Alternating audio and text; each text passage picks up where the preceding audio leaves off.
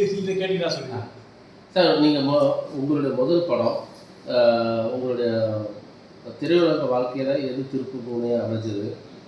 இப்போ நீங்கள் என்னென்ன பண்ணிட்டு இருக்கிறீங்க? இந்த அக்யூஸ்ட் படத்தை பற்றி எல்லாத்தையும். இப்போது அக்யூஸ்ட் வந்து இப்போது இந்த ஜூலை மாதம் ரிலீஸ் ஆகுது. அக்யூஸ்ட் படத்தை பற்றி சொல்லணும்னா அக்யூஸ்ட் வந்து ஒரு கமர்ஷியல் ஆக்ஷன் என்டர்டைன்மெண்ட். ஒரு படம் பார்த்தீங்கன்னா ஒரு 2.5 மணி நேரம் படம் வந்து ரொம்ப இன்ட்ரெஸ்டிங்காக இருக்கும். இதில் வந்து அதிக பட்ஜெட்டில் படம், இந்த படம் நான் நடித்த படத்துலேயே அதிகமான பட்ஜெட்டில் இந்த படம் ப்ரொடியூஸ் பண்ணியிருக்காங்க. அது மட்டும் இல்லாமல் இந்த படத்தில் வந்து யோகி பாபு சார் இருக்காரு, அஜ்மல் இருக்காரு. ஸோ எல்லாமே 3 பேருமே ஒரு ஹீரோ தான். படத்தில் உள்ள எல்லா கேரக்டர்ஸுமே ரொம்ப இம்பார்ட்டண்ட்டான ஒரு கேரக்டர். பன்னீர்செல்வம் நடிச்சிருக்காரு ப்ரொடியூசர், அண்ட் ஜான்விகா ஹீரோயினி நடிச்சிருக்காங்க, ஸ்ரீதர் நடிச்சிருக்காரு. இந்த மாதிரி நிறைய ஆர்டிஸ்ட் இருக்காங்க படத்தில். எல்லாருக்குமே ஒரு இம்பார்ட்டன்ஸ் கொண்டான ஒரு கேரக்டர் படத்தில் இருக்குது அக்யூஸ்ட் படத்தில். அதாவது சமுதாயத்தில் வந்து ஒரு அக்யூஸ்டாக ஒருத்தன் வந்து சித்தரிக்கப்படுறான். அதாவது அக்யூஸ்டுன்றது வந்து குற்றவாளி அல்ல, கன்விக்டட் தான். குற்றவாளினா அவன் கன்விக்டட். ஸோ அக்யூஸ்டுன்றது சஸ்பெக்டட். ஸோ அதனால் அக்யூஸ்டுன்றது வந்து ஒரு சஸ்பெக்டடான ஒருத்தனை வந்து உன் லைஃப்பில் வந்து உண்மையான அவன் அக்யூஸ்டா இல்லை அக்யூஸ்ட் இல்லையா, இல்லை அவனுடைய சூழ்நிலைகள் தான் அவன் அக்யூஸ்ட் ஆக்கப்படுறானா, இந்த மாதிரி ஒரு விஷயத்தான் இந்த படத்துடைய ஒரு ஒன்லைன் மாதிரி சொல்லுது. ஸோ இப்படிப்பட்ட ஒரு சூழ்நிலையில் இந்த படம் வந்து ஒரு புழல் ஜெயிலிருந்து சேலத்துக்கு வரத்தான் இந்த படத்துடைய கதை. ஸோ அதுக்கு நடுவில் என்ன இன்சிடென்ட் நடக்குது, எந்த மாதிரி டேர்னிங் பாயிண்ட்ஸ் நடக்குது தான் ஒரு கதை. இதில் லவ் இருக்குது, ரொமான்ஸ் இருக்குது, ஆக்ஷன் இருக்குது. அதாவது படம் முடிச்சுட்டு வெளில வரும்போது ஒரு எமோஷனல் ஃபீலிங்கோடு தான் வெளில வருவாங்க. அந்த மாதிரி ஒரு படமாக தான் அக்யூஸ் வந்து அமைஞ்சிருக்கு. படம் பார்த்த எல்லாருமே வந்து ரொம்ப ரொம்ப பிரமாதமாக பாராட்டிருக்காங்க. பெரிய படமாக வந்திருக்கு. ஸோ இது எல்லாருக்குமே வந்து ப்ரொடியூசர்ஸ் எவ்வளோ செலவு பண்ணி பண்ணியிருக்காங்க. பன்னீர்செல்வம் இருக்கட்டும், தங்கவேலு சார் இருக்கட்டும், அண்ட் இது மாதிரி நிறையா பேர் வந்து இது சப்போர்ட் பண்ணி நிறையா சப்போர்ட் பண்ணியிருக்காங்க. இதில் வந்து ஸ்டண்ட் சில்வா மாஸ்டர் வந்து ஆக்ஷன் பண்ணியிருக்காரு. ஒரு பஸ்ஸையே வந்து விலைக்கு வாங்கி ஒரு ஆக்ஷன் சீக்வன்ஸ் பண்ணியிருக்கு படத்தில். கிட்டத்தட்ட அதுக்கு மட்டும் 1.5 கோடி ரூபா மேலே செலவு பண்ணியிருக்காங்க பஸ் ஃபைட்டுக்கு மட்டுமே. அந்த பஸ் ஃபைட்டு பெருசாக பேசப்படும் இந்த படத்தில். அதே மாதிரி பாடல்கள் நரேன் பாலகுமார் ரொம்ப நல்லா பண்ணியிருந்தாரு. இவர் பார்த்தீங்கன்னா நீங்கள் வந்து எடிட்டர் பார்த்தீங்கன்னா மிகப்பெரிய எடிட்டர் கேஎல் பிரவீன். பெரிய பெரிய படங்களுக்கு விஜய் சார் படம், மாநாடு எல்லாரும் பண்ண படம் எடிட்டர் கேஎல் பிரவீன். இது மாதிரி பெரிய டெக்னீஷியன்ஸ், பெரிய க்ரூ இருக்குது இந்த படத்தில். ரசிகர்கள் வந்து கண்டிப்பாக இந்த படத்துக்கு வரவேற்பு கொடுப்போம். ஏன்னா கண்டென்ட் ஓரியன்டாக வர படங்கள் எல்லாமே வந்து இப்போ ஜனங்களால் ஏற்றுக்கப்படுது. அந்த மாதிரி கண்டென்ட்டாக வர படங்கள் வந்து டெஃபினட்டாக வந்து மக்கள் ஏற்றுப்பாங்கன்ற நம்பிக்கை இருக்குது சார். இப்போ சமீபத்தில் வந்த படங்களில் இந்த ரப்பர் பந்து, அப்புறம் இப்போ லேட்டஸ்ட்டாக வந்த இது ஃபேமிலி ஸ்டோரி, டூரிஸ்ட் ஃபேமிலி, இது மாதிரியான சின்ன பட்ஜெட் படங்கள் எல்லாம் பெரிய அளவில் வெற்றி பெற்று இருக்குது. ஆனால் பெரிய பட்ஜெட்டில் எடுத்த படங்கள்லாம் ஃப்ளாப் ஆகிருக்கு. இது எதை காட்டுதுங்க சார்? இது இன்னைக்கு வந்து படங்கள் பெரிய பட்ஜெட்டோ சின்ன பட்ஜெட்ன்றது இல்லை சார், கண்டென்ட் ஓரியன்ட் படம் தான். அந்த கண்டென்ட்டுக்கு என்ன செலவு பண்ணணுமோ அதுதான் பண்ணுவாங்க. ஸோ என்னை பொறுத்த வரைக்கும் இங்கே பெரிய பட்ஜெட்டா சின்ன பட்ஜெட்டான்றது ஒரு படத்துடைய வெற்றி தான் தீர்மானிக்கும். அந்த வெற்றி தான் பெரிய பட்ஜெட் படமா சின்ன பட்ஜெட் படமா. இங்கே வந்து ஒரே இதுதான், எல்லாமே ஒரே செலவு தான். அது ஆர்டிஸ்டுடைய சம்பளங்களும் மற்ற பெரிய ஆர்டிஸ்டுடைய சம்பளங்களும் சின்ன ஆர்டிஸ்டுடைய சம்பளம் தான் இருக்கே தவிர கண்டென்ட்டாக வந்து இந்த படம் வந்து எல்லாமே நீ கண்டென்ட் ஜெயிச்சிருக்கு. நம்ம சினிமா வந்து நம்ம ஆடியன்ஸை குறை சொல்லக்கூடாது. ஆடியன்ஸ் வந்து ரொம்ப தெளிவாக இருக்காங்க. ஒரு படம் என்ன மாதிரி அவங்களுக்கு பிடிக்குதோ அவங்க ஆக்ஷன் படம் பார்க்குறாங்க, இது மாவன் மாதிரி படம் பார்க்குறாங்க, அதே மாதிரி நமக்கு டூரிஸ்ட் ஃபேமிலி மாதிரி படம் பார்க்குறாங்க, ஆக்ஷன் படம் பார்க்குறாங்க. அதனால் கண்டென்ட்டாக அவங்களுக்கு பிடிச்சிருச்சுன்னா மக்கள் வந்து தமிழ் சினிமாவை வந்து ஒரு இடத்துல கொண்டு போய் தான் இருக்காங்க எப்பயுமே. இன்றைக்கி வந்து கண்டென்ட் ஓரியன்ட் படங்களுக்கு மிகப்பெரிய வரவேற்பு இருக்குது. ஸோ அந்த வரிசையில் அக்யூஸ்ட் அமைன்றது என்ன? உங்கள் ஸ்கிரிப்ட் எந்த அளவுக்கு உங்களுக்கு அமைஞ்சிருக்குங்க? இந்த அக்யூஸ்ட் படத்தோட ஸ்கிரிப்ட் ஆமாம் சார், அதுக்கு இணையாக இருக்குன்னு நீங்கள் நம்புறீங்களா? 100% சார். நான் எப்பயுமே கண்டென்ட்டை நம்புறேன். நான் அது மாதிரி கண்டென்ட் உள்ள படங்கள் தான் பண்ணுவேன், என்னால் பண்ண மாட்டேன். இந்த 25 வருஷத்தில் நான் வந்து என்னுடைய 25 வருஷம் ஜேர்னியில் நான் செலக்டிவான படங்கள் தான் பண்ணியிருக்கேன். நான் நிறைய படங்கள் பெருசாக பண்ணலை, ஒரு 15 படம் தான் பண்ணியிருக்கேன் சார்.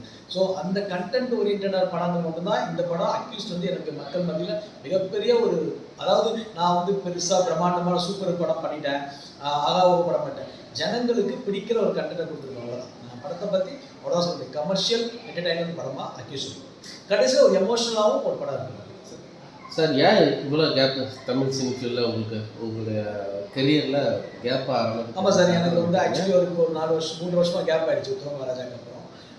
என்னென்னா எனக்கு வந்து ஆஃப்டர் கோவிடுக்கு அப்புறம் எல்லாருக்குமே நிறைய கேப் ஆகிடுச்சு. ஸோ வரிசையாக வந்து படங்கள் பண்ணாலுமே அந்த படங்களுடைய வியாபாரமோ விஷயங்களோ நிறைய விஷயங்கள் ஆஃப்டர் கோவிடுக்கு அப்புறம் அது கண்டென்ட்டுக்காக தான் வெயிட் பண்ணி அதுக்காக தான் நம்ம பண்ண வேண்டியது. Okay, thank you sir. Sir, heroine பற்றி கேட்கலாம் சார். இந்த படத்தோட ஹீரோயின் பற்றி சொல்லுங்கள். சார் சொல்லுவார் ஹீரோ சொன்னாலும் சரியாகும். ஏன்னா அதனால் 2 பேரும் கெமிஸ்ட்ரி ஒர்க் அவுட் ஆகி நல்லா ரீச் ஆகிருக்கு. சாங் நல்லா ரீச் ஆகிருக்கு. அதேமாதிரி ட்ரைலரில் ஒரு சீன்ஸே நல்லா ரிலீஸ் ஆகிருக்கு சொல்லியிருக்காங்க, நிறைய பேர் சொல்லியிருக்காங்க. அதனால் அவரே சொன்னால் நல்லாயிருக்கும். இல்லை அவங்க வந்து கன்னடத்தில் ஒரு 4 படம் பண்ணியிருக்காங்க. அந்த அவங்க வந்து லாங்குவேஜே தெரியலனா கூட அருமையான பர்ஃபார்மன்ஸ் இந்த படத்தில் பண்ணியிருக்காங்க. அதாவது இந்த படத்தில் வந்து ஹீரோனி வந்து ரொம்ப முக்கியமான ஒரு கேரக்டர். கிளைமேக்ஸ்லாம் ரொம்ப பிரமாதமாக பண்ணியிருக்காங்க. ஸோ படம் அவங்க ஒரு கோஆப்ரேட்டிவ் ஆர்டிஸ்ட்டு. படமாக வந்து பார்த்தீங்கன்னா ஹீரோனி டெஃபினட்டாக பெருசாக பேசப்படுவாங்க. ஜான்விகா அவங்களுக்கு வந்து பெரிய பிரைட் ஃபியூச்சர் இருக்குது. ஜான்விகா யோகி பாபு சார் வர போர்ஷன்ஸ் எல்லாமே கலகலன்னு இருக்கும் படம். ஆமாம், யோகி சார் சொல்லியிருக்காரு படத்தில் ஸ்டார்டிங் வந்து படம் ஃபுல்லாகவே இருக்காரு யோகி பாபு சார். அவரும் ஒரு ஹீரோ தான், அஜ்மலும் ஒரு ஹீரோ தான். இந்த படத்தில் எல்லாருமே ஹீரோ தான். இவர் கூட ஒரு ஹீரோ, பட்டீசன் கூட ஹீரோ தான். எல்லாருமே இந்த படத்தில் வந்து அந்த கேரக்டராகவே டெஃபினட்டாக பெருசாக பேசப்படுவாங்க.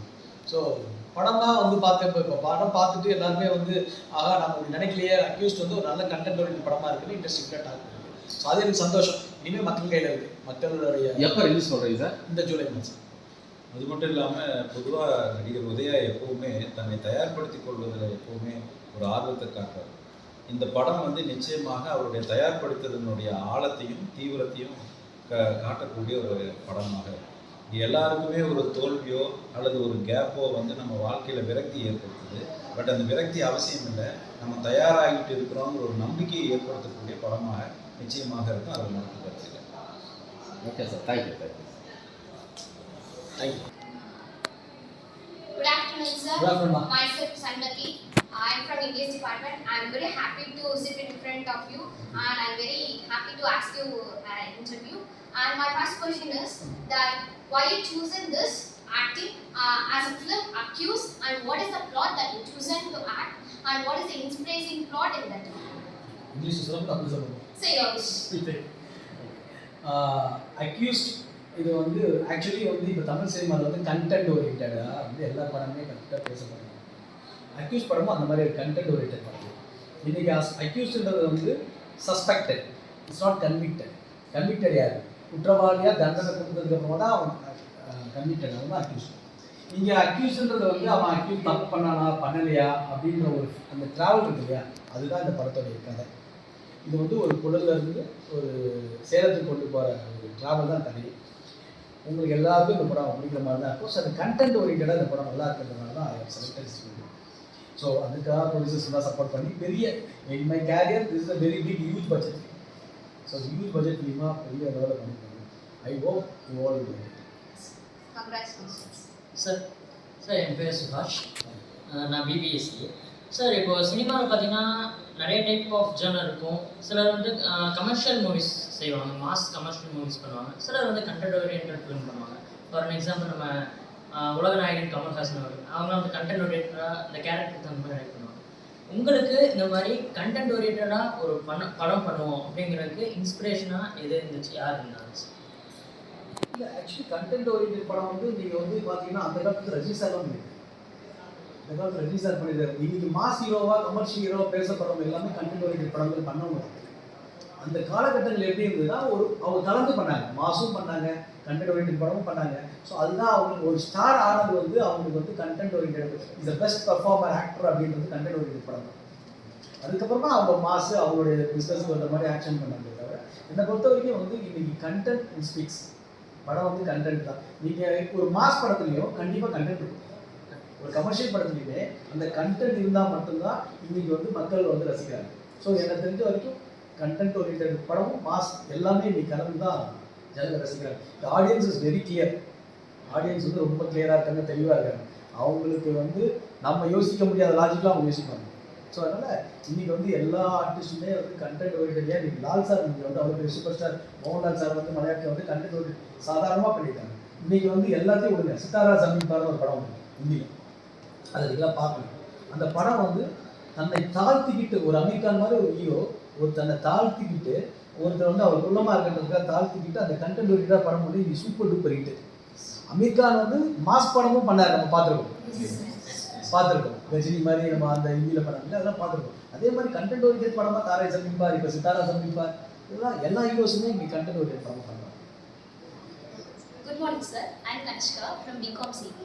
சார் நீங்கள் இங்கே நிறைய கரியர் ஆப்பர்ச்சுனிட்டிஸ் இருக்குது. நீங்கள் ஃபிலிம் கரியரில் தான் வரணும் அப்படின்னு நீங்கள் சூஸ் பண்ணுவீங்க சார்? என்னுடைய ஃபேமிலியே ஃபிலிம் இண்டஸ்ட்ரி. என்னோட ஃபாதர் ப்ரொடியூசரு, தம்பி தெரியும் விஜய், இவங்க எல்லாமே வந்து சினிமா இண்டஸ்ட்ரினால சின்ன வயசுலேயே ஃபிலிம் ரோடையை பார்த்தே வளர்ந்துட்டோம்.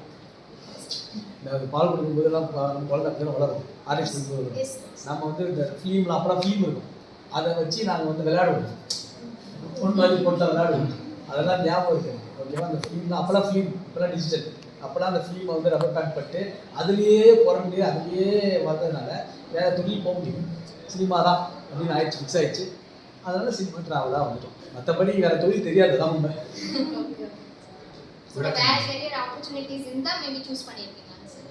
இல்லை, அதுக்குள்ளார அந்த அந்த சந்தர்ப்பமே இல்லை. ஏன்னா நாங்கள் கவனமாக அதுக்கு அதுலேயே கேரியரில் என்ன பண்ணலாம்னா டைரக்ஷன் போகலாமா, ஆக்டிங் போகலாமா, அந்த மாதிரி ஒரு ஆசோசியேஷன் இருக்குமே தவிர, இல்லை வந்து ப்ரொடக்ஷன் மேனேஜராக இருக்கலாமா, அப்படி தான் இருக்குமே தவிர சினிமாக்குள்ளே தான் இருக்கணுன்றது ஃபிக்ஸ்டு. இன்றைக்கி வந்து என்னோட ஃபேமிலிஸில் வந்து பரம்பரை என் சிஸ்டரோட சன் வந்துட்டார், ரங்கோலி ஒரு படம் வந்துருக்கு பார்த்துருக்கீங்க. அந்த படம் அது மாதிரி நிறைய என்னோட ஃபேமிலிஸ் எல்லாமே இப்போ என்னோட பெரியப்பா யாருன்னா அவர் பெரிய கவிஞர் பூவை செல்வத்துவன் சொல்லிட்டு திருப்பரங்குன்றத்தில் நீ சிரித்தால் திருப்பதி. இன்னைக்கு இருக்கிற ஜெனரேஷன் அந்த பாட்டு தெரியுதுன்னா அந்த பாட்டு எழுதினவர் யாரும் தெரியாது, அவர் தான் என் பெரியப்பா. நான் உங்கள் வீட்டுக்கு இல்லை இது ஊர் அறிந்த உண்மையில அவர் என்னோட பெரியப்பா. ஸோ நாங்கள் எல்லாமே ஃபிலிம் பேக்ரவுண்ட்ஸ் அதனால எங்களுக்கு வேற தெரியாது. Good afternoon sir, my name is calling with BCom CA. Like வந்து நீங்கள் திருக்குறள் பேஸ்டு ஒரு படம் பண்ணீங்கன்னு பேர் வந்து எனக்கு ராரா. ஓகே சார், இப்போ இப்படி எல்லாருமே வந்துட்டு சினிமா வந்து ஒரு என்டர்டைன்மெண்ட் பர்பஸ்க்கு தான் யூஸ் பண்ணுறாங்க. நீங்கள் வந்து எப்படி ஒரு தமிழை வந்துட்டு சினிமாவில் கொண்டு வரலாம் அப்படின்னு நீங்கள் எப்படி ஒரு ஐடியாவாக இருக்கு? நான் ஃபர்ஸ்ட் ப்ரொடியூஸ் பண்ண படமே ராரா. அந்த படம் வந்து திருக்குறள் சம்மந்தப்பட்ட கதை தான், ஆனால் அது கமர்ஷியல் என்டர்டைனிங்காக இருக்கும். அதில் ஒரு நல்ல மெசேஜ் இருக்கும். நீங்கள் அந்த பாட்டு நீங்கள் கூகுளில் போய் சர்ச் பண்ணிங்கன்னா அந்த பாட்டு வந்து பெரிய ரீச் ஆகிருக்கு. அது எந்த படம் கூட சில பேர் தெரியாது, ஆனால் ராரா பாட்டு ரீச் ஆகிருக்கு. பல ஸ்கூலில் அதை வந்து ப்ரேயர் சாங் யூஸ் பண்ணியிருக்காங்க. ப்ரேயர் சாங் பல ஸ்கூலில் ப்ரேயர் சாங் இன்னும் பண்ணி பண்ணிட்டு இருக்கு. அந்த சாங் அந்த சாங் நீங்கள் கூகுளில் போட்டிங்கன்னா தெரியும். ராரா சாங் திருக்குறள் சாங் போட்டிங்கன்னா வந்துடும், நீங்களே பார்த்துருப்பீங்க. அதுக்கு நான் என் படம் தெரியாது, மேபி அப்படி இருக்கலாம். ஸோ அதுதான் இதுதான். அதனால கண்டென்ட் தாங்க இன்னைக்கு அந்த ப்ரொடியூஸ் பண்ணுறதுக்கு உண்டுதுன்னா ராராவாக இருக்கட்டும், உத்தரமாநில அக்யூஸ்டாக இருக்கட்டும், எங்களுக்குலாம் தோன்றது என்னன்னா கண்டென்ட்டு. நாம் ஒரு ஆடியன்ஸ், படம் பார்க்குற நாம் ஆடியன்ஸாக நம்ம பார்த்தா மட்டும்தான். அதுக்கப்புறம் நம்ம டைம் நல்லா இருந்தால் தான் ஓட போகுது, அதெல்லாம் அதுதான் விஷயம். அதுக்கப்புறம் நமக்கே தெரியாத ஒருத்தர் ஆடியன்ஸ் வந்து சொல்லுவார், அதெல்லாம் ஒன்றுமே பண்ண முடியாது. எப்படி ஓரளவுக்கு நல்ல படமாக பண்ண முடியுன்றது எங்களுக்கு. Good afternoon sir, I'm Mahashri from BCom CA department. Sir, நீங்க நிறைய ரோல்ஸ் வந்துட்டு வேரியஸ் மூவிஸ்ல பண்ணிருப்பீங்க. உங்களுக்கு பர்சனலா கனெக்டான ரோல் ஏதாவது இருக்காங்க? எனக்கு கஸ்தூரிராஜா படம் வந்து காதல் ஜாதின்னு ஒரு சாங் படம், இளையராஜா சார் மியூசிக். அந்த படம் வந்து ரிலீஸ் ஆகலை. என்னுடைய ஹார்ட் ஒர்க் எல்லாமே அந்த படத்தில் போயிடுச்சு. கிட்டத்தட்ட வந்து 2003 அந்த படம் வந்து ரிலீஸ் ஆகிருக்க படம். அதில் அவ்வளோ ஹார்ட் ஒர்க் பண்ணி அந்த படம் பிரமாதமான நல்ல படம். அந்த படம் ரிலீஸ் ஆகிறது இன்னைக்கு வரைக்கும் கூட இருக்குது. ஏன்னா இளையராஜா சார் வந்து மிகப்பெரிய சாங் சீட்டு காதல் ஜாதின்னு போட்டிங்கன்னு தெரியும். அதில் தான் கார்த்திக் இன்ட்ரடியூஸ் ஆனார் singer, Mahathi song singer introduce ஆனாங்க. ஸோ இந்த காலகட்டங்கள் தான் அந்த படம், அந்த காதல் ஜாதி. அது எனக்கு வரலன்றது ஸ்டில் நோ. ஒரு படம் நடிச்சுட்டு அது வெளில வரலன்னா அதோட வருத்தம் வந்து எல்லாத்துக்கும் தான் சரி, ஒரு ஹார்ட் ஒர்க் பண்ணிட்டு அந்த மாதிரி ஃபீல். அதுல எப்படி சார் ஓவர் கம் பண்ணி வந்தீங்க? டைம் ஃப்ளோ அப்படியே போயிட்டே இருக்கு. அவ்வளோதான் அப்படிதான் போயிட்டு. வணக்கம் சார், என் பேர் வெனிதா, பிகாம். இப்போ வந்துட்டு இப்போ இருக்கிற யங்ஸ்டர்ஸ் வந்துட்டு நிறைய ஃபிலிம் இண்டஸ்ட்ரி வந்து வரணும் அப்படின்னு சொல்லி நினைக்கிறாங்க. ஆனால் வந்து அவங்களுக்கு சரியான அந்த கைடன்ஸ் வந்து இல்லை. ஸோ நீங்கள் வந்து என்ன சொல்லணும்னு நினைக்கிறீங்க? Film industry is the best தொழில், தப்பான தொழில் கிடையாது.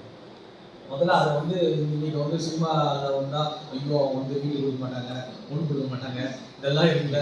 இதெல்லாம் வந்து சினிமா மாதிரி ஒரு பெஸ்ட்டு தொழில் எனக்கு தெரிஞ்சு கரெக்டாக இல்லை. அது கரெக்டாக டெடிக்கேஷனாக அந்த தொழிலை பண்ணால் அதுக்குண்டான ரிசல்ட் கிடைக்கும். நீங்கள் எல்லாம் யாருக்கு சினிமா வந்து பெண்களுக்கெல்லாம் இன்னைக்கு ரொம்ப அதெல்லாம் வந்து ஒன்றுமே இல்லை, வேற மாதிரி டெக்னீஷியன்ஸ் எல்லாம். பெண்களுக்கும் சினிமாவில் வந்து ஏன் நிறைய பேர் கவிஞராக இருக்காங்க, நிறைய பேர் பிகிந்த கேமராவில் இருக்காங்க. கேமராவில் ஃப்ரண்ட்டில் தான் இருக்கணும். இல்லை உங்களுக்கு திறமை இருந்ததுன்னா நீங்கள் ஒரு கவிதை எழுதலாம், நீங்கள் ஒரு பாட்டு எழுதலாம் படத்தில், நீங்கள் ஒரு டிஓபியாக நீங்கள் பல கேமராமேன்ஸ் வந்துருக்காங்க. இன்றைக்கி வந்து ப்ரொடக்ஷன் அசிஸ்டண்ட்டாக உமன்ஸ் இருக்காங்க. ஸோ இது மாதிரி உமன்ஸ் வந்து நிறைய வந்திருக்காங்க. ஸோ அவங்களுக்கு நான் சொல்கிறது வந்து தான், நமக்கு எந்த தொழில் பிடிக்கிறோ அந்த தொழிலில் நம்ம ஜெயிக்கிறதுக்கு உறுதியாக இருந்தால் எல்லாமே. அதனால் இன்றைக்கி வந்து அந்த தொழில் வந்து உங்களுக்கு கரெக்டாக இருக்கும். சார், என் பேர் சார்லஸ் பாபேச்சிங் சார். சார் இப்போ நீங்கள் வந்து ஃபஸ்ட்டு நீங்கள் ஒரு கேமரா பண்ணி ஆக்டிங் பண்ணுறப்ப நீங்கள் என்னென்ன ஃபிகர்லாம் நீங்கள் பேசுவீங்க சார்? ஏன்னா நார்மலாக எல்லாருக்கும் டக்குன்னு ஆக்டிங் பண்ணா ஒரு கேரக்டர் கொடுத்தா நம்ம கேரக்டர் ஃபேஸ் கட் நம்ம வச்சுக்கணும். திடீர்னு அழுவு சொல்லுவாங்க, நம்ம டக்குன்னு கண்ணில் தண்ணி வராது. இல்லை, எனக்கு என்ன அது ப்ளஸ்ஸாக இருந்ததுன்னா, நான் வந்து ஒரு 8 வயசுலேயே நாடகத்தில் இருக்க ஆரம்பிச்சேன். நான் வந்து மேடை நாடகத்தில் இருக்க ஆரம்பிச்சேன். இங்கே கவிதை கூலி செலுத்த தெளிவாக இருக்காரு, அவருடைய சன்னு போய் தயா அவர் மேடை நாடகம் நடக்குது, எஸ்வி சேகர் மாதிரி கூப்பிட்டு. அதில் வந்து சும்மா ஆபியாக போய் எனக்கு அங்கே தான் எனக்கு வந்து இந்த என்னுடைய ஷைனஸோ என்னுடைய பர்ஃபார்மன்ஸ் போய் எல்லாமே போயிடுச்சு. ஸோ திருநெல்வேலி ஃபஸ்ட்டு படம் பண்ணும்போது எனக்கு எந்த தயக்கமும் இல்லை. எனக்கு எந்த தயக்கமும் இல்லை. என் கேரக்டரும் ரொம்ப அப்பாவி கேரக்டர்னால அது மேனேஜ் அந்த மேனேஜ் ஆகிடுச்சு. இந்தியா அதில் பேர் இல்லை. ஸோ மேனேஜ் ஆகிடுச்சு. எனக்கு அது விவேக் சார் படத்தில் அந்த காமெடி அதெல்லாம் விவேக் சார் வந்து மிகப்பெரிய விட்டாங்க.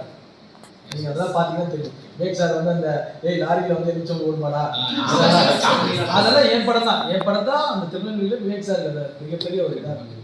ஸோ அதனால இதுதான் அதுதான் சார். இப்போது மறைந்த நடிகர் விவேக் அவர்களுடைய நண்பன் அப்படின்னு நீங்கள் சொல்லுங்கள். இப்போது நாங்கள் அவரை வந்து ஸ்க்ரீனில் பார்த்துருக்கோம், டிவியில் பார்த்துருக்கோம், அவரோட நடிகரை நாங்கள் பார்த்துருக்கோம், அவரோட காமெடிஸ் எல்லாமே. ஆனால் அவர் கூட எப்பயுமே பழகி ஒரு நண்பனாக இருந்து அவர் உங்களுக்கு இப்போ அவர் இல்லாதது ரொம்ப பெயின். இந்த ஆடியோ லான்ச்சில் ரொம்ப மிஸ் பண்ணேன். ஏன்னா என்னுடைய படங்கள் ஆடியோ லான்ச்சில் வந்து நீங்கள் இப்போ போய் கூகுளில் போய் பார்த்தீங்கன்னா தெரியும், என்னோட இன்டர்வியூ கூட நீங்கள் போய் பார்த்தீங்கன்னா தெரியும். என்னுடைய எல்லா ஆடியோ லான்ச்சும் அவர் இருப்பார். எல்லா ஆடியோ லான்ச்லையும் அவரை மாதிரி எனக்கு பாசிட்டிவ் எனர்ஜி கொடுத்த ஒரு ஆள் இல்லை. ஸோ அவர் வந்து எனக்கு இல்லாதது ரொம்ப வருத்தம். ஸோ அது எனக்கு அது எல்லாமே அது வந்து மீளுறதுக்கே கிட்டத்தட்ட ரொம்ப நாள் ஆயிடுச்சு. நான் இன்னமும் அவர் இல்லைன்னு நினைக்கல. அவர் வந்து நம்ம அவரை மாதிரி ஒரு நல்ல மனிதர், நல்ல ஒரு ஆள் மனுஷன், இந்த மாதிரி வந்து நிறைய பேர் தான் நினைச்சேன். மனோபலா சரியாக இருக்கு ரொம்ப வேண்டியவங்க. இப்போ இறந்து போன மனோஜ் நல்ல நண்பர் தான். ஸோ இது மாதிரி நிறைய பேர் இருக்காங்க. ஸோ அதெல்லாம் நம்ம எழுந்து சொல்றது தான் கஷ்டம். தேங்க்யூ.